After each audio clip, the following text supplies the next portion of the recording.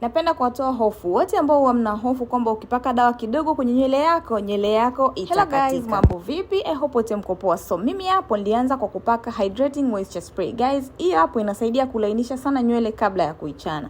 Then nikapaka leave-in conditioner. Unatakiwa kufanya hivi kama tu hutaki nywele yako ikatike mara kwa mara au ikatike sana. Utapaka hivyo vitu vizuri, then utaanza kwa kuchana nywele yako taratibu.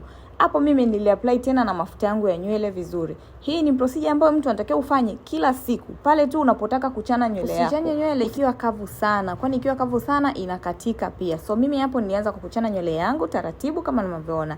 Lakini kabla kufanya hivyo lazima uhakikishe nywele yako ina unyevu ili ukichana ikae vizuri na isikatike. So kwa wale ambao nywele zao ni ngumu sana lakini wanataka kupaka dawa ila wanaofia, jamani, try this way. Hii njia ni nzuri sana. Inaitwa Texi Relaxed Hair. Unapaka nywele yako dawa inabakia na texture ya natural. Yaani nywele yako mtu akiangalia hivi anaweza kusema wow, this is natural hair. Lakini inakuwa pia ina ulaini. Na usiku hakikisha unafanya kama hivyo. Mimi hapo nilivyomaliza nataka kulala, nikaifunga nywele yangu mabutu, nikavaa satin hair bonnet, then nikalala. So fanya hivyo nywele yako itakatika. Bye guys.